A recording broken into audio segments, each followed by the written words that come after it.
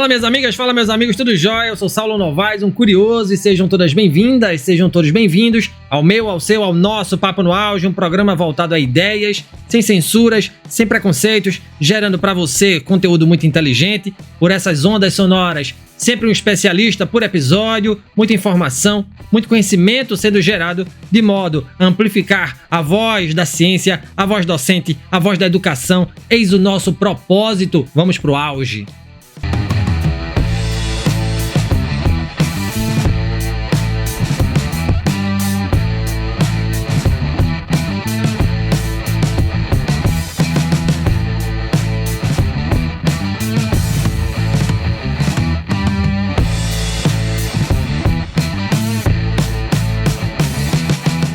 O cientista político possui um vasto campo de atuação no mercado de trabalho, podendo contribuir significativamente em diversas áreas.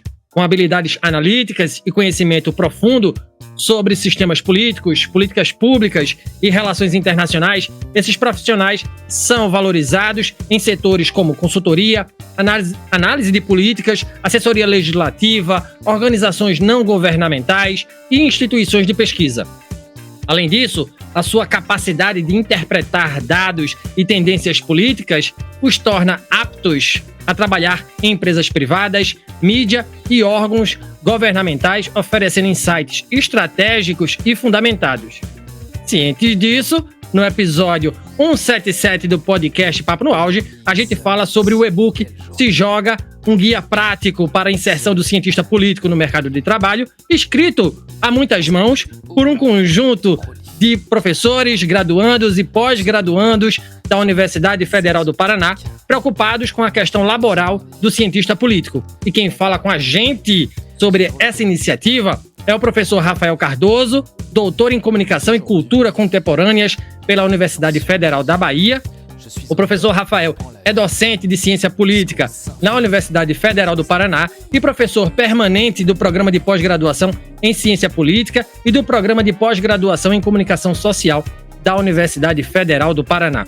É pesquisador do Instituto Nacional de Ciência e Tecnologia em Democracia Digital, coordena o grupo de pesquisa Comunicação Política e Democracia Digital, foi presidente da Associação Brasileira de Pesquisadores em Comunicação e Política, já atuou como consultor do Banco Mundial, Bertelsmann Foundation, também foi consultor, Adam Smith International e já foi assessor de pesquisas do Comitê Gestor da Internet Lab Hacker W3C Brasil e também do Centro de Estudos sobre Tecnologias Web, além também de ter sido consultor da Transparência Internacional. Tem experiência nas áreas de comunicação política e democracia digital, com ênfase em campanhas digitais e participação, deliberação e conversações online, além também de ser expert em governo aberto e orçamentos participativos digitais. Professor Rafael, que currículo sensacional, hein?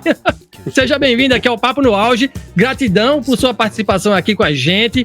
Como primeiras perguntas, são perguntas de praxe que eu faço a todos os nossos convidados, as nossas convidadas. Há sempre histórias por trás das suas escolhas e eu queria saber quando é que surge o seu interesse pela docência, pela pesquisa, pela comunicação e pela ciência política. Mais uma vez, bem-vindo, professor.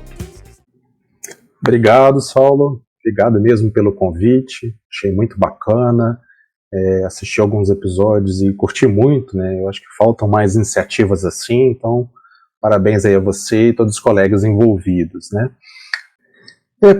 Então eu acabei caindo no mestrado, assim, no momento que eu já estava numa carreira um pouco afastada do jornalismo, então foi justamente para tentar não sair tanto, né, da área, né?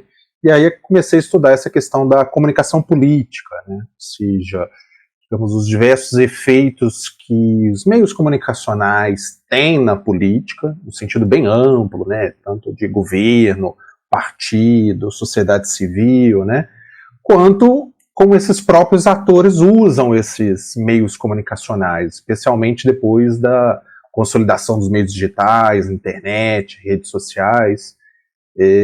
Então isso mudou bastante a própria maneira como a gente se comunica e como a gente interage com os poderes públicos, políticos e afins, seja ele nas campanhas, né, seja até no dia a dia.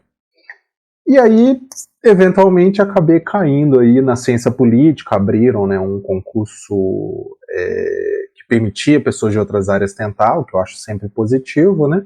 Mas aí, nessa brincadeira, já estou há 10 anos na área de ciência política. E aí, naturalmente, foram vendo as coisas de professor e tudo mais, né? O que eu acho que até essa trajetória ajuda a explicar um pouquinho do interesse de fazer o livro que você mencionou. Muito show, e é sobre ele que a gente vai falar, mas antes de falar sobre ele, tá, eu queria que o senhor explicasse para a nossa audiência, professor, por gentileza, né, o que faz um cientista político? Qual é a função desse profissional para o mercado e para a academia, professor? Essa pergunta é excelente, porque é basicamente isso que a gente está querendo discutir. Porque o cientista político é uma profissão que recentemente começou a aparecer mais na mídia. Eu acho que naqueles grandes momentos, somente talvez depois ali do impeachment, sempre que tem uma grande decisão política, como eleições, mas também em outros momentos, o cientista político aparece. E aí, justamente, o que ele faz, onde que ele atua, né? Geralmente, na graduação, ainda são poucos cursos de ciência política. A gente está junto com os colegas da ciências sociais. Aí é a ciência política, antropologia, sociologia. Né? E aí, esses profissionais, em especial o cientista político, né, que a gente está falando aqui, eles basicamente vão ter dois grandes caminhos. De certa forma, três grandes caminhos, vamos lá. Até não tanto tempo, o principal era ser um acadêmico, né? Era você virar um professor universitário, seja numa federal, seja numa particular, e fazer diversas pesquisas. E aí pesquisas geralmente mais voltadas a esse poder central, vamos dizer assim, esse sistema político mais formal. Então, por natureza, né, as principais pesquisas na ciência política vão estar ali, né, relações entre o legislativo, executivo, como as pessoas votam, como os partidos políticos se comportam, né, na hora das grandes votações. E aí nós somos, sem muita humildade, muito bons nisso. Então é uma área das ciências humanas que tem uma proximidade muito grande com modelos das áreas mais duras, da economia e mesmo da estatística, né? Apesar de, obviamente, também fazermos pesquisas qualitativas.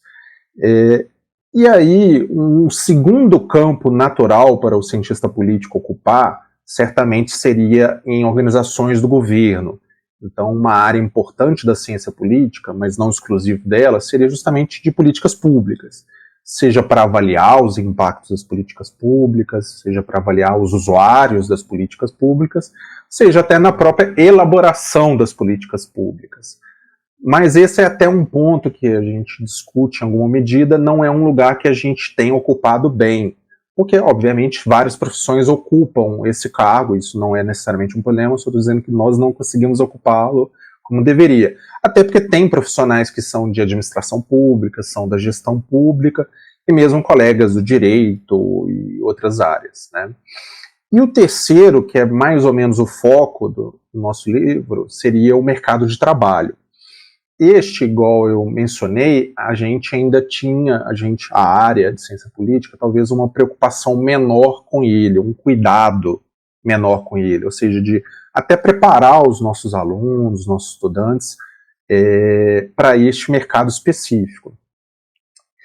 E aí acho que você já falou bem, né? São várias atuações que o cientista político pode ter nesse mercado de trabalho mais específico, né?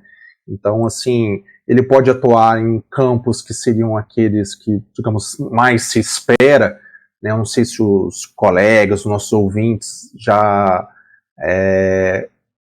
tiveram noção que existe toda uma profissão chamada de relações governamentais e institucionais, ou institucionais e governamentais. E talvez algumas pessoas conheceriam como pessoas mais ligadas ao lobby, mas como a gente sabe, não necessariamente ao lobby como uma coisa ruim de fazer influências negativas, mas alguma coisa que se aproxima mais ao advocacy, ou seja, de entender como os deputados votam, quais são suas agendas, aquilo que mais preocupa, e, de certa forma, tentar influenciar positivamente para que certas leis ou políticas públicas sejam realizadas. Então, essa seria, digamos, uma das áreas que o cientista político teria muita atuação naturalmente. Mas, basicamente, em várias outras áreas, o cientista político também estaria qualificado, né? Seja em think tanks, em ONGs, nesses institutos, né, não governamentais, mas que não são necessariamente ONGs. E, de certa forma, o ponto que também a gente quer chegar, que seria este mercado de análise de dados. Porque o que acontece, né? O cientista político, ele tem uma preparação teórica muito boa, de teoria política, teoria democrática, de fenômenos sociais como um todo, né, até pela proximidade com os colegas da sociologia, antropologia, mas ele também tem um preparo muito grande para metodologia, para lidar com dados, para lidar com banco de dados, e isso acaba sendo uma coisa que está muito forte, muito exigida pelo mercado. Mas talvez eu já esteja aqui me estendendo um pouco, talvez a gente possa seguir, que aí eu conecto isso com algumas coisas que a gente vai tratar do livro. Muito show, professor. Eu fiquei aqui viajando aqui, eu sou da área de inovação, eu trabalho aqui na UFSC Joinville, né? E do lado nosso tem um hub de inovação, que é o Ágora. E já participei de alguns outros locos de inovação também, Brasil afora, em Recife, onde eu morei, né? Enfim, trabalhei na diretoria de inovação da UFPE, inclusive, e era um questionamento por que a gente sempre se conectava com o pessoal das engenharias, pessoal de computação, mas a gente nunca, por exemplo, trazia um filósofo, um sociólogo, um cientista político para dentro dos hubs de inovação, né? E que é um profissional, como o senhor falou aí, tão preparado. Sobretudo porque a turma está pedindo tanto hoje, que é essa questão dos dados, né?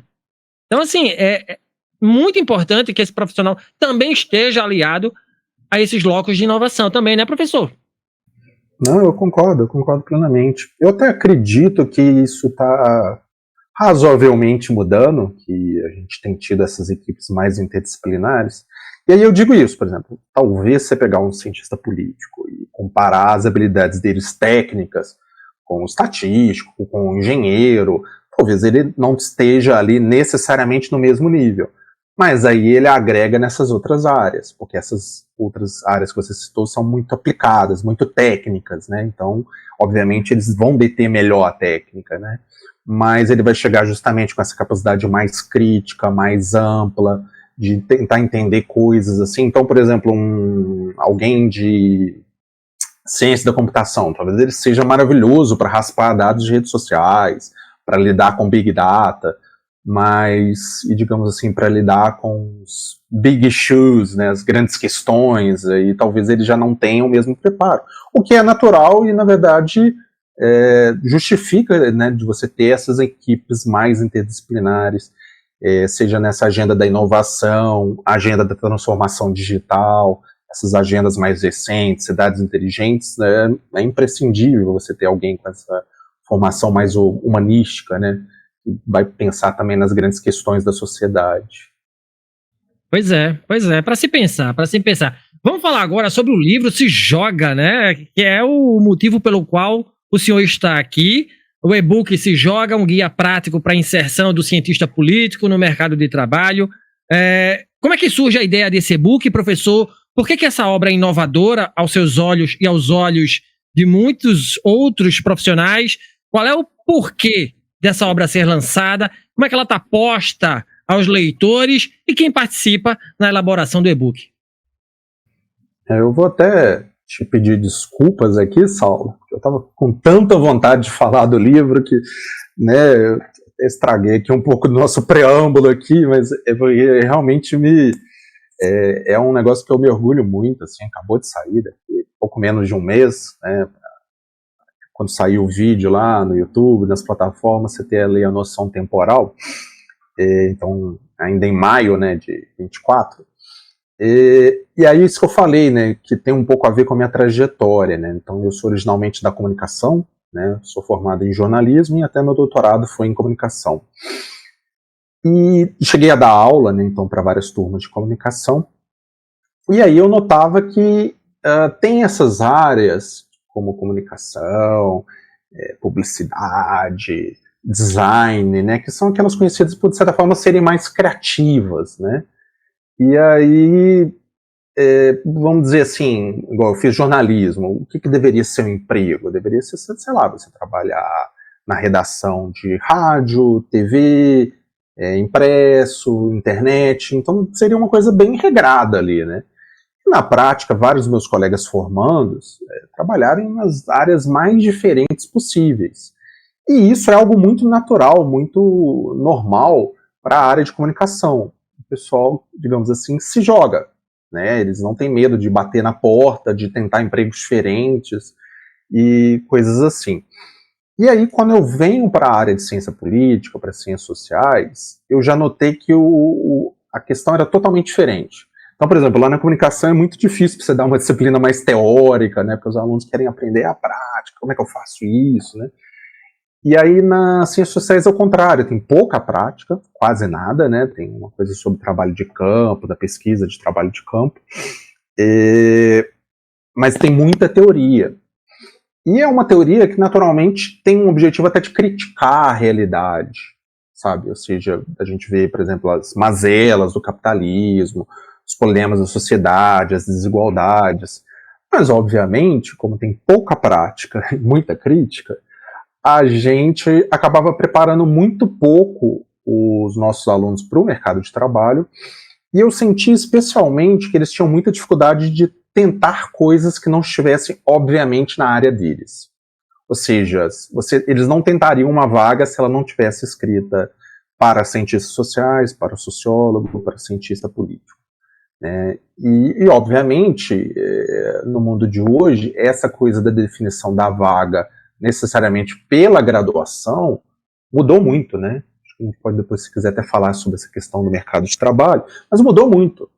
E é isso, igual eu falei, eu já tenho 10 anos na área, chegou um ponto assim que a situação foi piorando, especialmente com a Covid, a pandemia, né? Então a gente estava vendo esses alunos cada vez mais distantes do mercado na graduação. Só que aconteceu um fenômeno interessante de que isso mudou bastante na pós-graduação. Como assim? Originalmente, nossos alunos eram muito esses, futuros cientistas. Eles entravam no mestrado, doutorado, porque queriam seguir uma carreira acadêmica. Mas aí uma série de coisas aconteceu, inclusive até o fato das bolsas não terem tido o reajuste adequado, e aí eles tiveram que se virar, né? Tiveram que se jogar no mercado de trabalho. E aí a gente passou a ter cada vez mais esse perfil. Então, alguma coisa em torno de chutando aqui, uns 30%, 40% dos nossos alunos passaram a trabalhar, e esse número foi aumentando ao longo dos anos. Então a gente foi vendo que começou a surgir um novo perfil, né?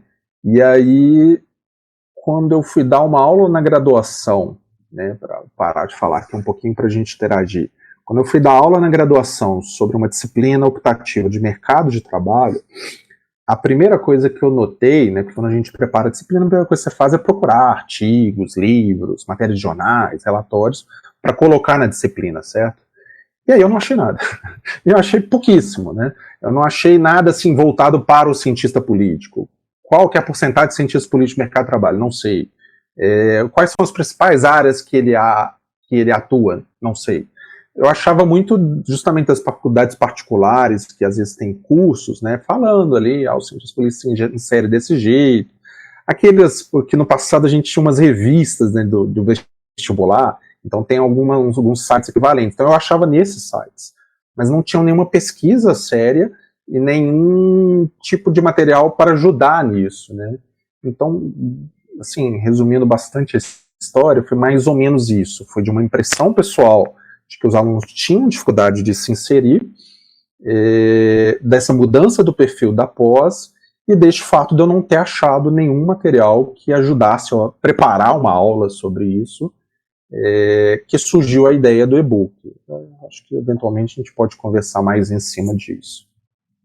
Professor, sensacional. Eu estava lendo o e-book aqui, ele, para além das ciências políticas, né, da ciência política, ele serve para quaisquer outras áreas, porque ele dá, né, é muito mastigadinho, assim, dá dicas, dá inputs, movimenta você para buscar, né, de fato, a tua inserção no mercado de trabalho, se joga de fato, principalmente para quem está começando, né? E também serve, inclusive, professor, para quem está querendo dar uma repaginada na carreira, mudar de carreira, né, entender como é que está esse cenário novo de rede social, de muita mídia social, a gente vai falar disso também já já, né? Mas é o que eu vejo é que os cientistas sociais que criticam muito, né, as redes sociais, eles precisam, obviamente, criticá-las, sim, concordo. Porém, é jogar o jogo, né? Eu vejo aí o Café com Sociologia, um perfil muito massa aí, jogando crítica no mundo, com engajamento altíssimo. Altíssimo, né?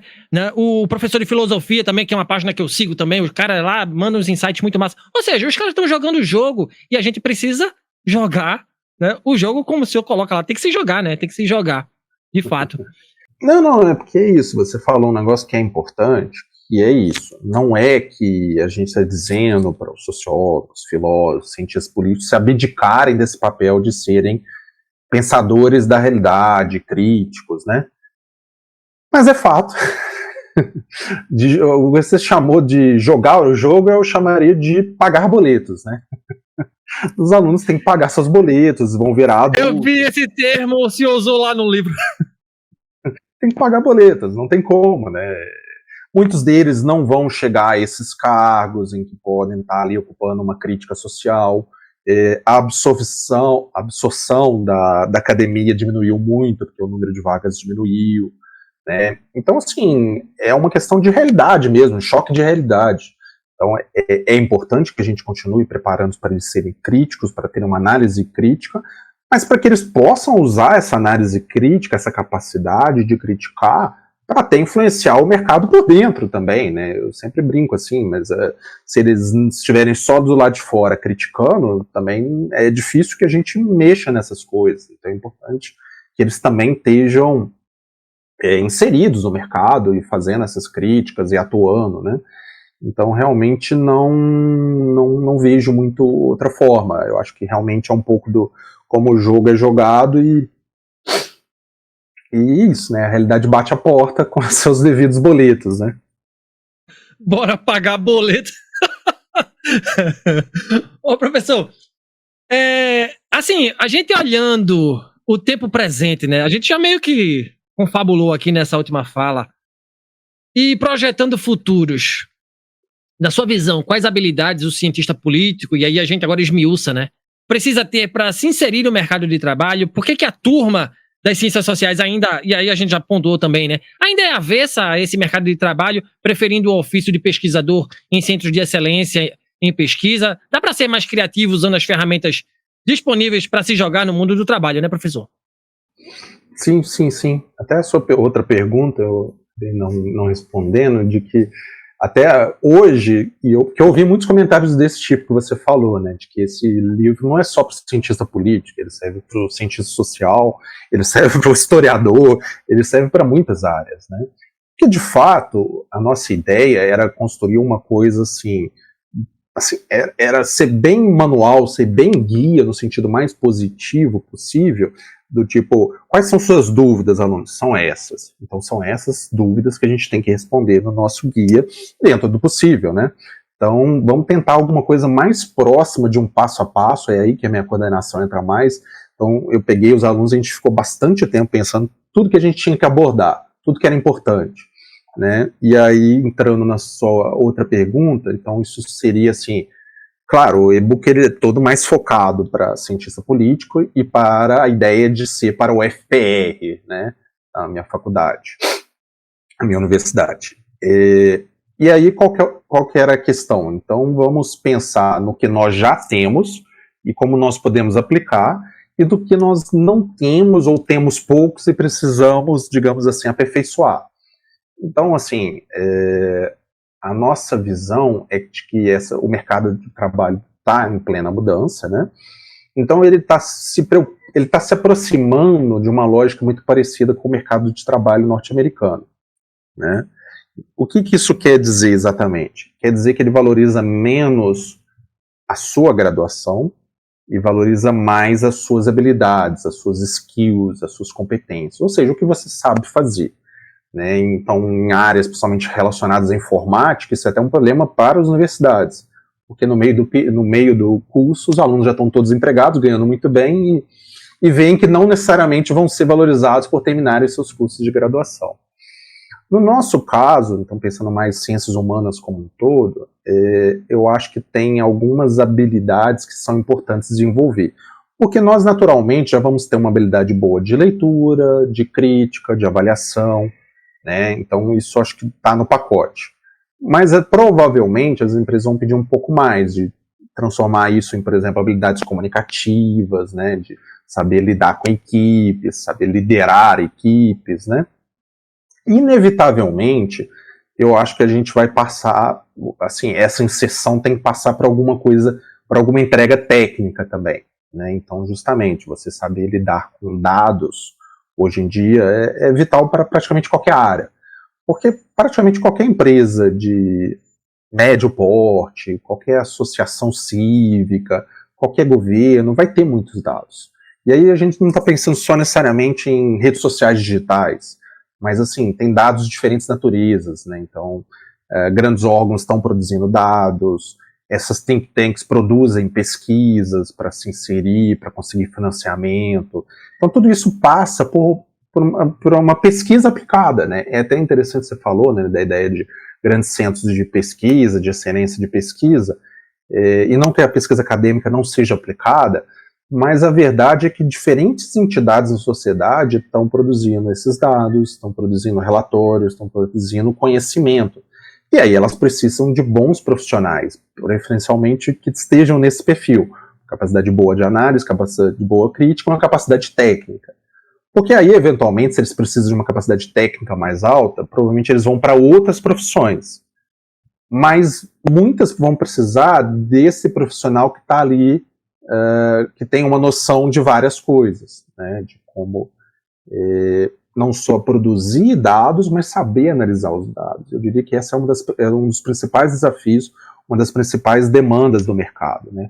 Ou seja, você gerar ali um relatório que tem gráficos, que tem umas coisinhas bonitinhas, dashboards, né? Isso, digamos assim, já está se transformando no padrão, né? O que você oferece além disso? Aí tem gente que acha que necessariamente é você ficar mais sofisticado tecnicamente. O que, claro, ajuda, né? Se você dominar bem linguagem de programação, visualização de dados, é claro que você se destaca. Mas eu creio que, pela avaliação, até nessas conversas com alunos que estão no mercado, essa questão de saber conciliar as duas coisas, né? Essa capacidade mais humana e essa capacidade mais técnica, né? Essa capacidade de avaliação crítica, com essa capacidade de fazer pesquisas e lidar com dados, também tem muita valorização. Também é um profissional relativamente em falta. Muito show. Eu recomendo fortemente a quem está ouvindo aqui ler o e-book Se Joga, né? E escrito também pelo professor Rafael Cardoso Sampaio, que está aqui com a gente. É uma cartilha, eu vou usar esse termo, professor, interessantíssima e que extrapola a ciência política, o profissional de ciência política, sem sombra de dúvidas. O senhor estava falando em dados aí, e a minha próxima pergunta tem a ver com isso. Porque em tempos de tanta desinformação, professor, e de volúpia na criação de fake news, e nessa volúpia de tantos dados, né, também na política, qual é o papel do cientista político hoje na salvaguarda da democracia, professor?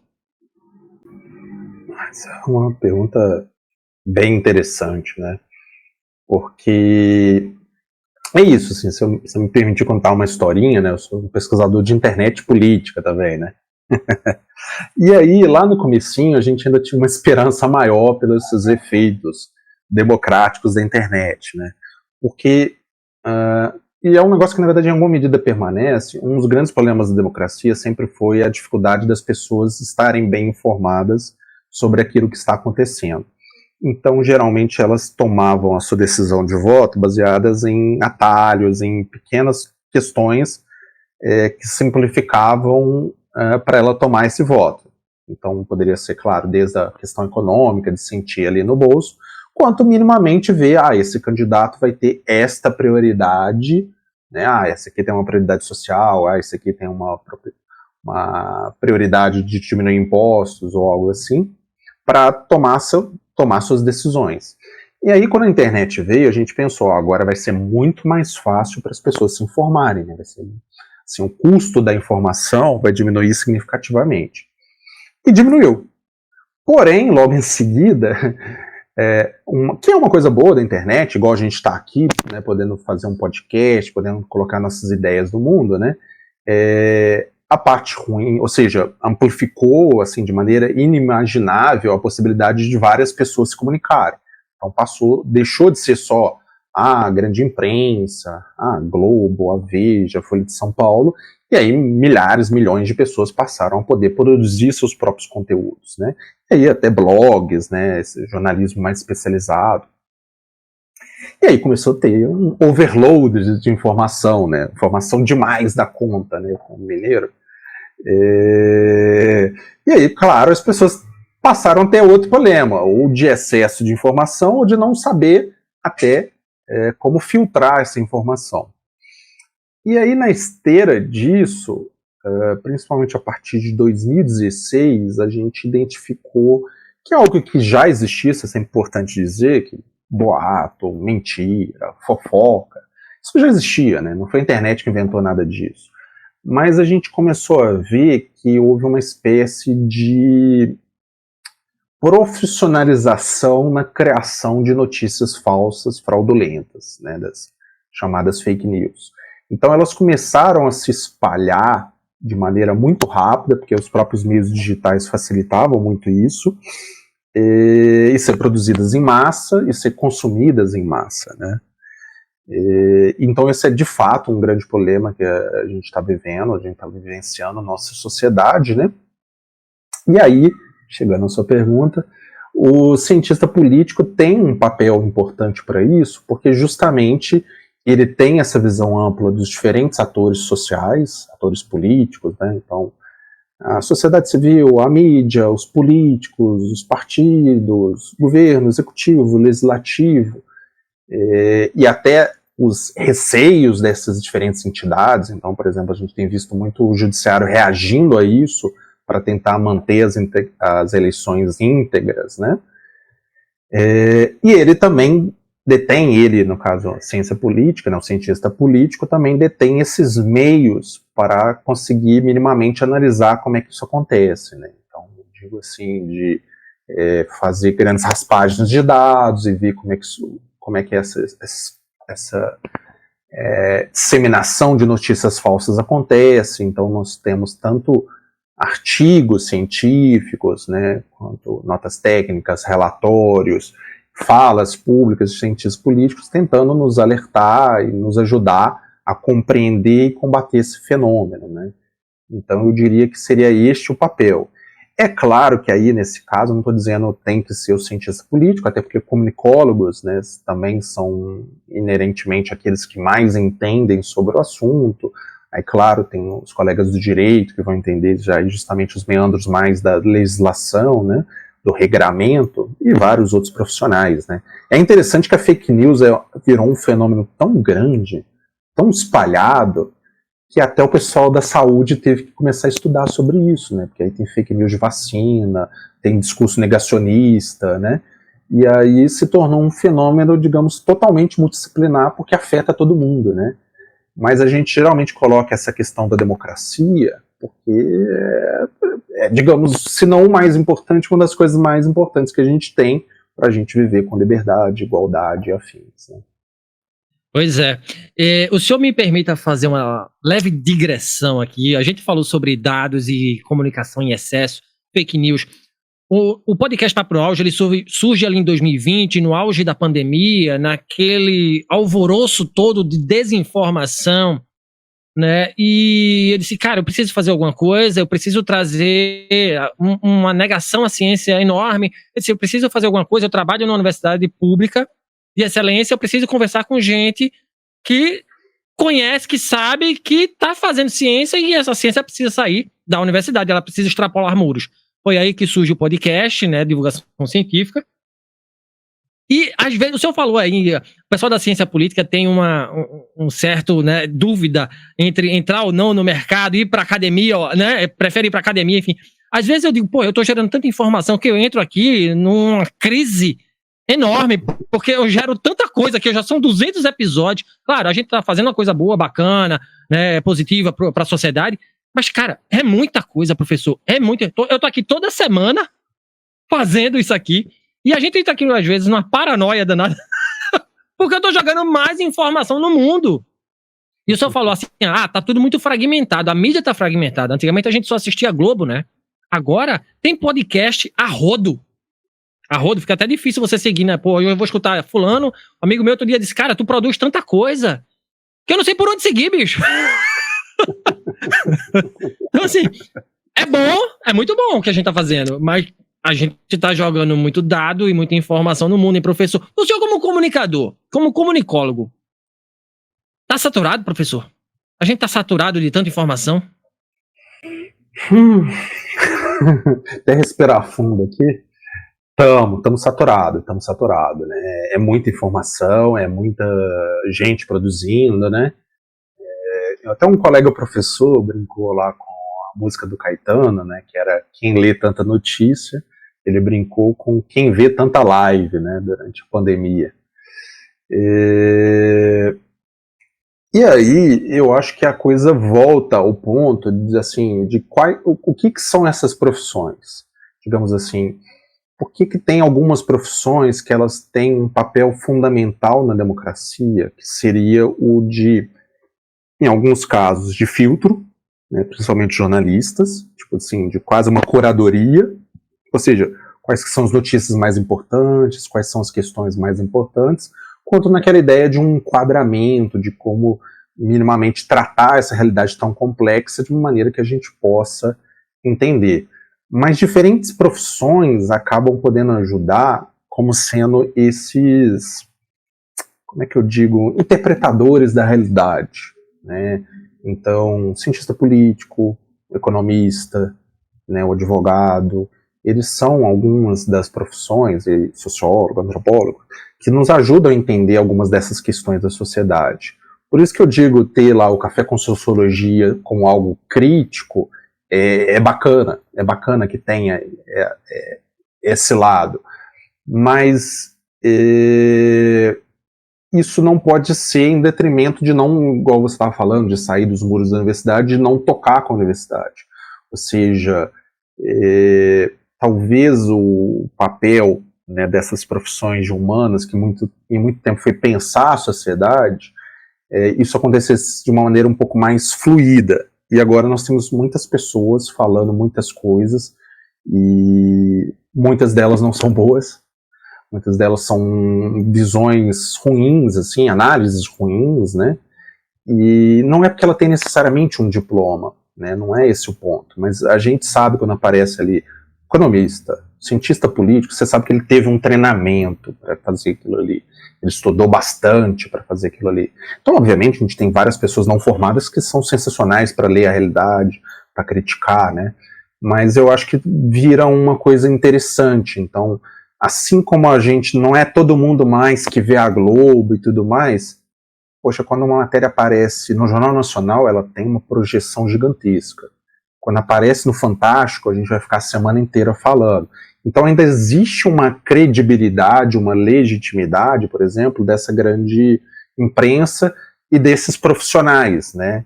Então eu acho que esse lugar de tentar ajudar, né, a sociedade a se entender, a se criticar, a melhorar, é um papel vital. O nosso ponto é que isso não precisa acontecer em detrimento de também estar no mercado. Até porque as dificuldades que você vivencia no mercado, né, são geralmente dificuldades da sociedade. Então o mercado está mais precarizado, tá mais difícil conseguir emprego, com com salário bom, tá. E assim, eu posso estudar isso de fora, tem suas vantagens e desvantagens, mas uma outra coisa também é vivenciar isso, né? Por exemplo, acompanhar quais são os grandes debates numa Câmara dos Deputados, num Senado, para aprovar ou desaprovar alguma coisa. Então, talvez fique meio datado, mas pegando um exemplo atual, essa taxação das importações até $50. Quais são as grandes questões envolvidas? Prejudica uma parte importante da população, mas protege uma parte importante da indústria. Então há grandes questões ali. Então as pessoas que ficam apenas no senso comum, só ali no grupo do Zap, é ruim, agora eu não posso mais importar minha camisa de time da Shine e tal. Mas existe uma razão por que isso está acontecendo, e ali existem disputas políticas, disputas econômicas, né? Então estes profissionais que são esses interpretadores da realidade, eu acho que eles acabam sendo úteis para isso, para às vezes a gente entender, porque ninguém tem a obrigação de entender de tudo, né? Acho que ninguém nem quer entender de tudo. Tem os tudólogos, né, por aí, mas a maior parte das pessoas tem interesse em fazer a sua vida, fazer suas coisas, né? Mas sabe que tem grandes debates que afetam ela, tem eleições, tem taxações, tem impostos, né? E aí é interessante você minimamente se informar, e aí tanto esses meios mais confiáveis quanto esses profissionais mais confiáveis são caminhos mais seguros, né? Nesse mar infinito de informações que a gente tem. Então, portanto, o seu podcast, a iniciativa é ótima, né? Pra ajudar a gente também nisso, né? Então, se algum cientistazinho político tá ali perdido, vou pro mercado, não vou, quais são as grandes questões, ele ouve um episódio desse, isso traz muito ganho para a vida dele ou dela. Que moral. O senhor falando isso, eu tô com muita moral. Ô, professor, vamos voltar às eleições. O senhor falou em eleição, esse ano é ano de eleição, né? Temos eleição para prefeito, temos eleição para vereador, o pessoal já tá se mexendo, já estão fazendo campanha no TikTok, que eu já tô vendo, adoidado, tem prefeito que é considerado prefeito TikTok, que é reeleição.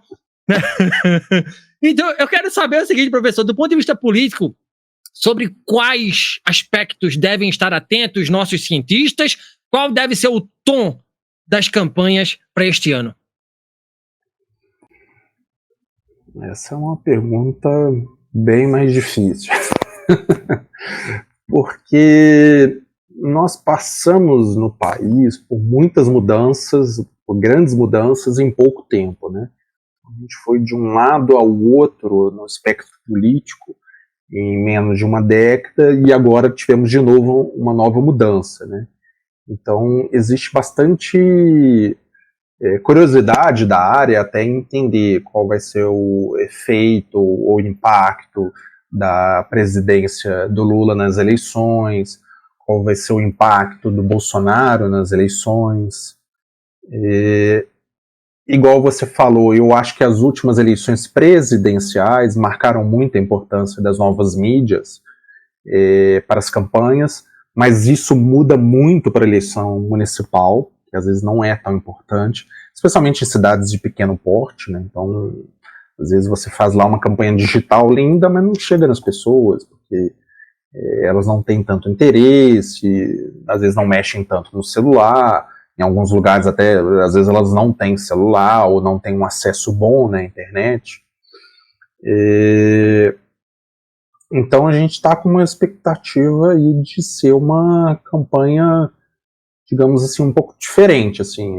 Eu teria até dificuldade de dizer exatamente o que eu espero.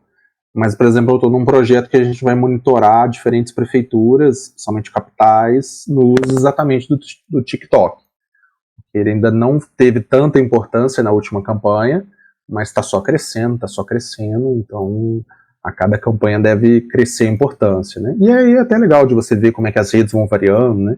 Em algum momento era Facebook e Twitter, aí passou para Instagram e YouTube, e agora está chegando o TikTok, né? Essa, especialmente como pesquisador de comunicação política, isso é uma coisa que me interessa muito. Muito legal, muito legal. Eu também tô muito curioso, né? Tô muito curioso para saber como é que vai ser esse ano, até para dar o tom do 2026, né? Ô, professor, a gente tá chegando já aqui no finalzinho, e como última pergunta, a partir da interação com outros intelectuais, com alunos de graduação e de pós-graduação, por meio do e-book, se joga um guia prático para o cientista político se inserir no mercado de trabalho, Qual é o aprendizado que o professor Rafael Cardoso tira desse processo todo? O que é se jogar para o senhor? Boa pergunta para a gente finalizar, né? Você até falou um momento, eu queria até ressaltar, né? Ele é um e-book escrito por mais de 20 pessoas. Aí, então é só aluno, professor? Não, na verdade tem aluno de graduação que estavam participando dessa disciplina, então foi uma excelente iniciativa até para sair daquele modelozinho, artigo, prova, né? Então os próprios alunos da graduação fizeram a primeira versão, aí depois a gente chamou os alunos da pós-graduação que estão no mercado de trabalho, que eu já tinha falado, né? Para ajudar, para dar suas visões, para quase validar o texto, e muitos deles também ajudaram a escrever trechos novos, né?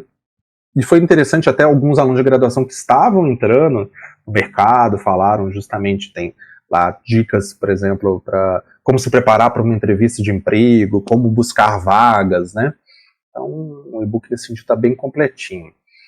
E aí, a introdução que é minha, que eu assino, ela vai falar sobre essa questão do se jogar, né?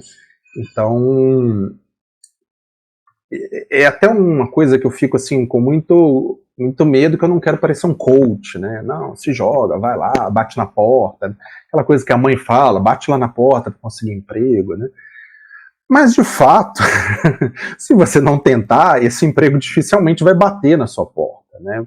Então, se jogar seria um pouco assim, ter menos medo do mercado, menos parar de criar esse monstro que é totalmente inatingível, né? Eu acho que muitos cursos de ciências humanas têm essa questão, né? Até porque aprenderam muito a criticar o mercado, a ver esses problemas da sociedade, mas assim, como qualquer instância construída pelo ser humano, ela tem problemas e ela tem lados bons. Então, parar de mistificar em excesso esse mercado, né? Então, muitas vezes, e frequentemente, eu diria, nós fazemos coisas mais rigorosas na academia do que o mercado exige. Então, quando um aluno sai de uma graduação, tendo participado ali de pesquisa, grupo de pesquisa, ele provavelmente vai estar num nível muito parecido com o que o mercado exige, especialmente para alguém jovem, né? Tem que lembrar isso, né? Às vezes a gente tem essa ilusão de que você tem que estar 100% pronto e depois ir para o mercado. E 99% dos empregos iniciais para jovens estudantes, né, que estão iniciando sua vida, eles na verdade vão te treinar para aquela tarefa. Eles precisam que você já tenha algumas competências, alguma capacidade, criatividade, mas na prática o emprego você vai aprender muito ali fazendo na hora. Então não adianta fazer todos os cursos do mundo e em nenhum momento tentar entrar no mercado, né? As graduações também, do jeito que elas foram pensadas, elas querem muito que o aluno saia, então pegando o nosso exemplo das ciências sociais, saia com uma boa formação teórica, humanística, sobre diversos pensamentos políticos, pensamentos sociais. Então o aluno realmente sai muito preparado nesse sentido, de ter uma visão muito ampla. Porém, em certas coisas, provavelmente as mais aplicadas, as mais técnicas, o aluno provavelmente vai sair com uma formação não tão boa. Então, a ideia de se jogar é também buscar essa formação. Isso não é exclusivo de ciências sociais, ciências humanas, né? Provavelmente quem faz engenharia vai ter que fazer um tanto de formação de MBA, não sei o quê, para estar melhor para o mercado. Então essa questão de estar sempre se formando, se qualificando, é inerente ao mercado, né? Mas então a ideia de se jogar é ter um pouco menos medo, um pouco menos receio desse mercado, ir se preparando ao longo do tempo, né? E ir tentando inserção. E aí é igual qualquer coisa na vida. Muitas vezes você vai receber não. Muitas vezes vai dar errado. Né? Mas aí você, deu errado, tentei 3 vagas, então acho que não estou preparado para esse momento. Porque é isso, né? O mercado ele é dinâmico, tem muitas coisas acontecendo, muitos profissionais estão entrando, né? Até porque essas outras áreas estão vendo que podem tentar entrar. Então é natural que você tenha vários nãos, várias negativas, e aí que você minimamente tente aprender com esse processo, né? Honestamente, eu recomendo o e-book para quem está ali com bastante receio, não sabe por onde começar. Então, leia ali o e-book, eu acho que você vai ter várias dicas de como começar.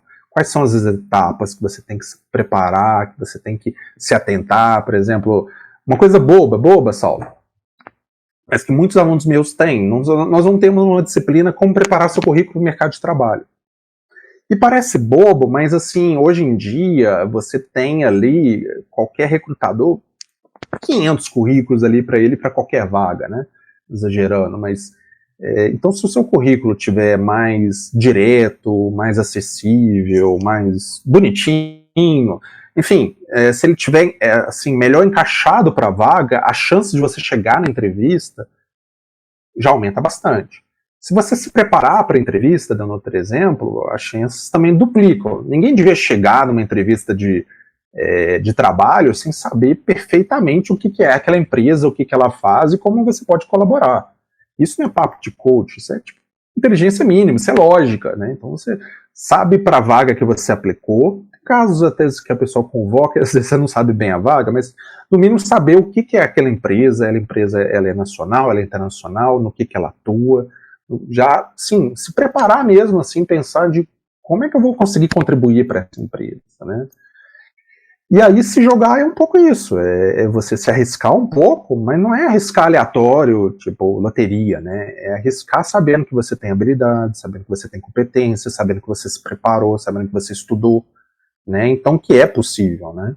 Então eu diria que esse é o mote do livro, né? Ele é para dar essa ajudinha inicial, esse empurrãozinho inicial, para que você possa tentar se jogar, mas de uma maneira mais efetiva, né? Com maior chance.